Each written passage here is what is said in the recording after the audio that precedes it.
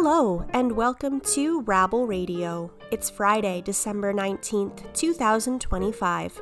I'm your host, Brianne Doyle. Thanks so much for tuning in.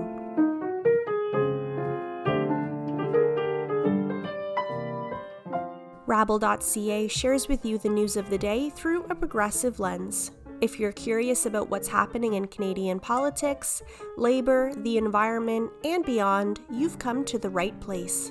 This is news for the rest of us. Thanks for tuning in.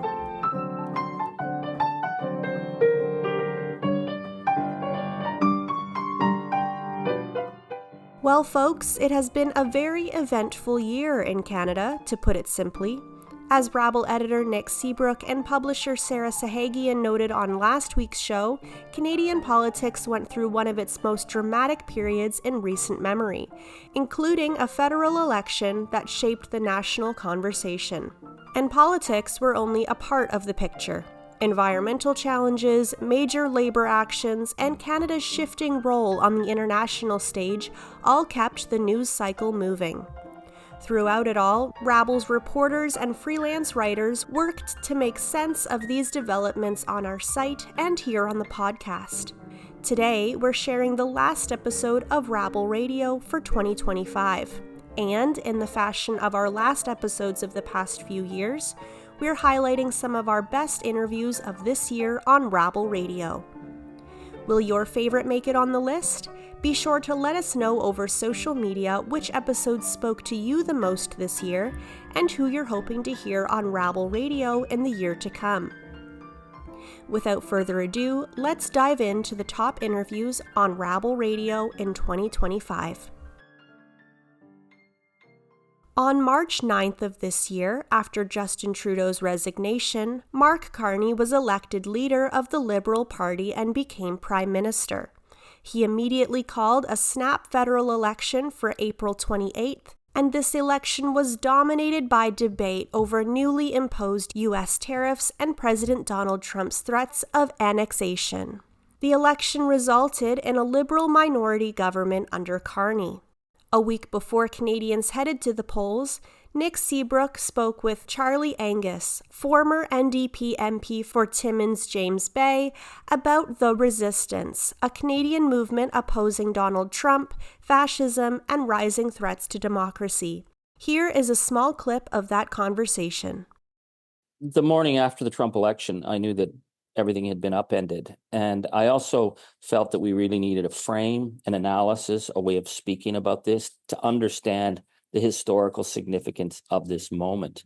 So I started speaking up. I spoke in Parliament. I started the Charlie Angus Substack, and it just exploded because I think people understand that this is a moment unlike anything else that we've seen in our lifetimes. And a lot of people are worried that the sort of the political class doesn't see the seriousness, or just they don't want to confront the fact that we are now dealing with the rise of fascism on an unguarded border. And what does that mean for Canada? What does that mean for the world? And so I've sort of been thrust into this role of being a voice and of people reaching out to me. And so we've started touring, speaking in communities from Nanaimo on Vancouver Island, Edmonton, across Northern Ontario. We were down in London, Toronto, and I'm getting requests to travel everywhere because people see this as a moment, but they see this also as the need to create a movement of resistance to defend democracy and the rule of law in Canada. Now, you mentioned members of the political class not necessarily wanting to face the reality that we're in with Donald Trump. Whenever Trump started his career, he was, sort of buffoonish, kind of a clown. Not a lot of people took him seriously. But as the years have gone on, things have become more serious. Obviously, he's leveled significant tariffs on countries around the world, including Canada. He also has made many statements about wanting to annex this country as a so-called 51st state. So how are you convincing people that what he's saying, he is serious? Because it does seem so unthinkable that our neighbor that we've been friends with for so many decades, centuries, is all of a sudden now a threat to our sovereignty. What has been really amazing, and I don't really have anything to compare it to, is that the resistance in this country really began with ordinary people suddenly saying, wait a minute, that's not going to happen. I'm not going to let that happen. I think the political leaders attempted initially to downplay Trump. Prime Minister Trudeau went to Mar-a-Lago. Daniel Smith went to Mar-a-Lago, but I think for different intentions. I think Prime Minister Trudeau thought he could, be the Trump whisperer and everything would be okay. And instead it made Canada seem weak. And then the threats got worse. I'm very much of the belief that if Canada hadn't taken a super strong position, that the intimidation and the threats of annexation would increase. But we've seen across the country incredible resistance. The boycott is without precedent. People are really determined to defend their country. And I think they're going to hold their political leaders to account if their political leaders don't stand up and defend our country as well. And you have been talking on this tour with a lot of Canadians across the country. What are you hearing most often about what they're wanting to see from their political leaders and what they're wanting to do as acts of resistance against the U.S.? It's not just that our country has been threatened, but we're watching the rule of law disintegrate south of the border. The kidnapping of people, arbitrary detentions, attacks on universities, the whole-scale gutting of the American government institutions from health to even their spy agencies. We realize what happens if we let the conspiracy rage machine get their hands on power. It certainly affected Pierre Poilievre. I mean, it's an unprecedented drop of like 20 some points in the space of 2 months. Good on him, because he's driven this rage anger machine very much like Trump, and Canadians have said, no, we're not going to put up with that. What's really important for us now is to seize this moment of coming together in a way that I haven't seen people come together before across the country, across regions, across even political lines, that we make the most of this and we say that we need to actually make Canada pretty much a shining beacon for resistance. And I'm not bragging when I say that the rest of the world is watching Canada. We have become the front line of defense to Trump, not the Democrats, not the US courts. It's Canada and it's ordinary Canadians. And that's something really incredible to witness. The influence of Donald Trump's politics and subsequent rise in anti-immigrant, anti-trans, and anti-feminist rhetoric in Canada in 2025 cannot be overstated.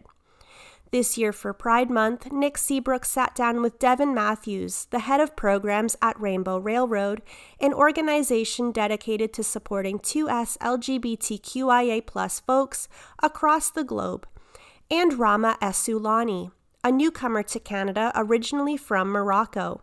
Essoulani shared with Seebruch their story of migrating from Morocco to Turkey to Canada through the help of Rainbow Railroad. And Matthews explains how, since the election of Donald Trump, more and more calls for help are coming from the United States. Take a listen. In Morocco, I cannot be myself. I was so much suffering, facing discrimination, persecution, violence throughout outside to wear what I want to wear, to be as lesbian, queer, non-binary, to even to find a job. It was very hard for me. To outside, it's very hard for me. Always that's calling by assaulting from the society, from the people. Plus that I was being forced to be married to a man. So that is the main reason why I escaped from Morocco to Turkey, because it was like the end for me. I cannot do that. So that's why I escaped. So when I went to Turkey, it was worse than I thought. Also the same thing and worse. I cannot bear myself finding discrimination everywhere, outside in the street, at work. I faced violence from homophobic devised me, and I was hospitalized in the hospital, and the police did nothing. Just because they stop me in the streets, and are you a boy or girl? Start like that, and then they start beating me. So everywhere I contact, I try to be myself, and at the end, I was hopeless. Almost I'm going just to give up. But always I was have this hope, just I have to fight. I cannot live no traditional culture or religion or community can stop me, because I want just to be myself. So at the end, my hope and my dream and something inside me, this is that makes me empower and give me energy that I cannot give up. And so Rainbow pushed me up and contact with each other, and they came to Canada. As mentioned, Rainbow Railroad's work isn't limited to countries on the eastern side of the world. In fact, the organization has seen a rise in requests for assistance from within the United States, particularly following the re-election of Donald Trump. The United States has been a country that we have supported many people to relocating into, especially during the course of the last administration. And with varied success, we had numerous government partnerships and different programs to support people at a community level as well. We've since seen the infrastructure of those pathways, specifically around refugee resettlement, crumble under the current administration's policies. And a general anti-LGBTQI and anti-refugee and immigrant sentiment within the administration, which we were anticipating, just perhaps not at the rate or the extent that we have seen. We worked through the last time that this administration was in office and did what we could to support people through. And there are people who still manage to find some form of relative safety for themselves in the United States, despite any administration. And where those people are in the US without support or find their way to the US during this time, we're running a program called Communities of Care, where we're bringing community members in the United States together to help support asylees and refugees who are in the United States kind of orient themselves to the position that they're in, their rights environment, and how to access critical services. And so, yes, we've seen huge shifts from January until now, some of which we were anticipating, some of which have come for various reasons as a bit of a surprise. But at the end of the day, we will always do what we can to support people both inside of the United States, but more importantly, globally, in finding other options, especially those who were bound for the United States as refugees, who we now have to find alternative options for. Another top story of the year globally was the ongoing genocide in Palestine. This was a major story across Rabble's podcast network this year, as well as written coverage on the site. In July, Nick Seebruch spoke to Dr. Yipeng Ji, one of over 4,000 people from around the world who joined the Global March to Gaza. The Global March to Gaza attempted to reach the Rafah border crossing between Egypt and Palestine, aiming to draw global attention to the blockade of Gaza and call for an end to the siege. Here is a small snippet of their conversation. Now, obviously, participating in something like this is, there was risk involved. It's a significant commitment of time and resources on your part. Why did you feel it was important for you to participate in this march? I think personally for myself, as someone who's studied the impacts of colonialism on health in the context of Canada affecting Indigenous, First Nations, Inuit, Métis peoples, that's what led me to the question of Palestine, and having also witnessed the conditions of apartheid and occupation in the West Bank, and then having volunteered in primary care clinics as a medical volunteer in Central Rafah in Gaza during this genocide. I know that the solution for the people of Palestine is ultimately liberation, and it's through these meaningful solidarity efforts to end the siege, end the blockade, and the occupation and the genocide. This is the solution. Like it is international solidarity efforts in coordination and in direction with what Palestinian voices and narratives are telling us from the ground, to be able to use all the mechanisms necessary within our toolbox to be in full solidarity with the Palestinian people to end the conditions of occupation and genocide and apartheid. And we really take that kind of direction with seriousness and with a strong conviction for what we need to do in this moment. And we need to do everything to be able to prevent and end genocide. We've utterly failed as an international community, with the obligation really on states, on different states around the world, to end and prevent genocide. But that has utterly failed the people of Palestine because of those systems of oppression, namely Zionist colonialism, imperialism, and capitalism that make this genocide a profitable one. But the people of conscience around the world, I think, refuse to put profits over people, to put these interests above the people's right to self-determination, liberation, dignity, the right to life. And so in understanding this, when we have that privilege and that opportunity and the resources to contribute to a solidarity movement in this way, I think it means that we must. And so it just became really clear to me that this was something that I needed to do, not only for the people of Palestine, but also for myself, right? I think that people have said, do you really think that you folks or like you as a person can change the world? And one of the things I think back on is some other people have also reflected on this. It's not about changing the world per se. It's also not letting the world change us and the ways in which we see the world and the values and principles and the morals that we have. And so we will continue to mobilize and organize to do what we can for the people of Palestine as they experience an ongoing genocide. But we also know that the liberation of Palestine and for Palestinians also comes from their actions, their resistance, their resilience, their steadfastness on the ground. But it doesn't absolve us of the responsibility in the West in particular, when our states, our governments are the most complicit in this genocide, as they, for example, Canada continues to send arms and weapons, normalize relations with Israel, and continues to provide diplomatic and political cover for Israel. One series we had on the show this year was on Ontario Premier Doug Ford's education agenda. One major concern raised again and again, Bill 33. The so-called Supporting Children and Students Act gives the Minister of Education sweeping new powers to supervise school boards and mandate police presence in schools. In September, before the bill had received royal assent, Rabble editor Nick Seebruch sat down with David Maston, president of the Elementary Teachers Federation of Ontario, to talk about this bill and the current issues students and education workers are facing. Here are Maston and Seebruch.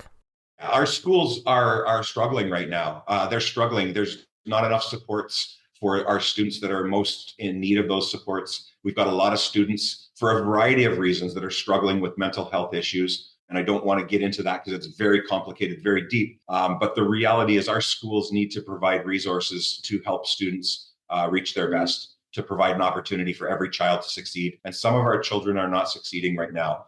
This government, since being elected in 2018, has systematically underfunded education to the tune of about $6.3 billion over the course of the last 7 years, which equates to about $1,500 per student since that point. And if you think about a class of 24, and that's on the low end, 35 on the high end, having $1,500 per student taken out of that system, think of what we could do differently in a big picture level to provide the supports that our students need. So getting to your question, this systemic erosion of funding, I believe is all a very calculated project by this government to create a crisis, to create a system that doesn't work, to drive parents out of the public system, to take their public dollars into the private system in order for ultimately this to be handed over to private capital. It's a $30 billion a year industry that private capital would love to sink their wallets into and get access to. And, you know, again, if Doug Ford wants a fight on this one, we're going to fight him on this one, because we know that a strong public education system is necessary in order to provide for the best for every child, regardless of family income. It's what we believe. Now, you called it a manufactured crisis, and that's a tactic that we've seen from other governments that seek to privatize public services. We've seen it from this government in its attempt to privatize parts of the public health sector. What is the goal behind privatization? Why do they favor privatization over a well-funded public system? Who benefits from that?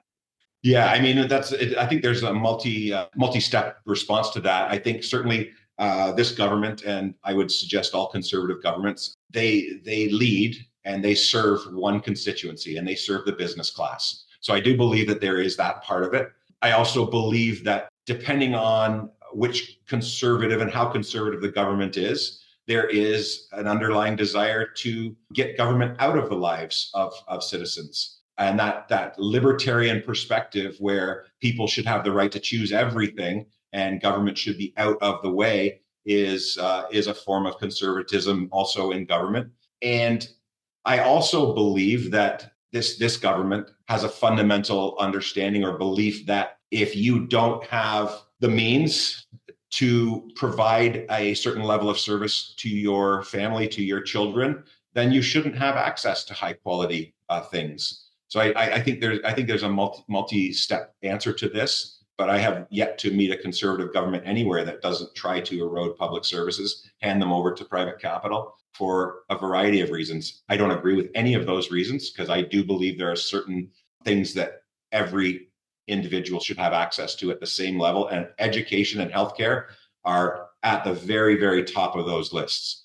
If we can't provide every child an opportunity to succeed, regardless of your family means and financial means, then we're doing a massive disservice to humanity. And in our last clip of the show today, we're hearing from Rabble labor reporter Gabriela Kaluge-Kasuga and Gowri Srinivasan of the Canadian Council for Refugees. In October, the two came together to discuss the current state of Canada's temporary foreign worker program and the issues surrounding the closed work permit system. Here is a small bit of that conversation. What is the situation for migrant workers in Canada right now? What are some of the risks that they're facing? Well, the risks that are inherent in the work of so many temporary foreign workers are many that stem from the nature of their terms of their status in Canada, because their status is temporary and because migrant worker status is tied to a specific employer, that they've been approved to come through a specific employer. They're in a power relationship where they can access employment, but they don't have the freedom of mobility that all other workers have access to. And so they are in a very different power relationship with their employer, and it makes it much harder for them to critique, in addition to those, to critique any of the current, work conditions that they have. So that's sort of structural built-in dangers and risks that migrant workers face currently. But on top of that, there is a very worrisome climate in Canada. So migrant workers are core members of our community, and they are essential pillars of many sectors of our society, from the care economy and healthcare and long-term care to agriculture and fish processing to retail, grocery, the food system. So they are essential workers. And yet we have seen in the last 18 months to 2 years a climate of increased scapegoating of migrant workers and significant shifts in the program and in the policies that are relevant to them that make their status more precarious in Canada and that really shut down their options for pathways to permanence in Canada. And so I'm talking both about a shifting narrative that we hear from federal, provincial, and municipal leaders, as well as from many commentators and pundits that has falsely blamed the crisis of cost of living and a crisis in housing to the existence of temporary foreign workers and temporary people with temporary status. So we've seen wholesale attacks in this narrative on both migrant workers and international students. And with this shifting narrative and a feeling, therefore, of increased precarity and vulnerability for many migrant workers, we are seeing new legislation tabled. So we have Bill C2, which was tabled last June by the federal government, which is ostensibly a bill called the Strong Borders Act to address border security. Canadians have legitimate concerns about illegal weapons, about illegal drugs, but this bill kind of masking as a bill that will look at dangerous goods and providing enforcement agencies with the powers they need is in fact a really big grab, a shocking new grab for kinds of powers and authorities that are about bringing a more militarized approach to how we enforce borders. And for any worker who may fall out of status, this bill would bring in new powers for governments to track where people are and to compel service providers to give information about who is accessing services and to really restrict access to protection for refugee claimants.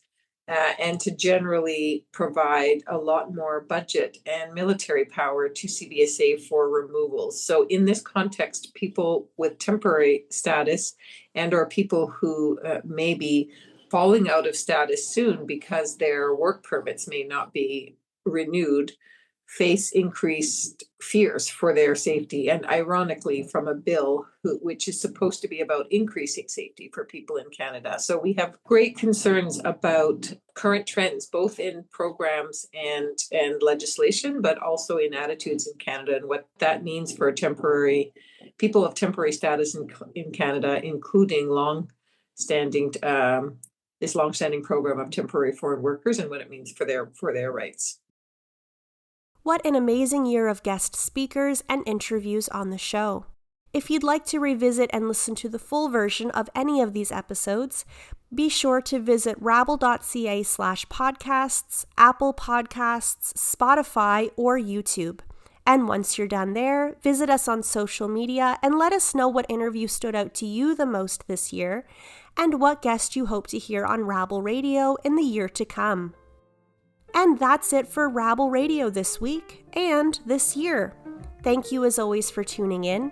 If you like the show, please consider subscribing to our show on Apple Podcasts, Spotify, YouTube, or wherever you get your podcasts. And please rate, review, share Rabble Radio with your friends. It takes 2 seconds to support independent media like Rabble. Follow us on social media across channels at rabble.ca. Also, Rabble is in the middle of our winter fundraising campaign.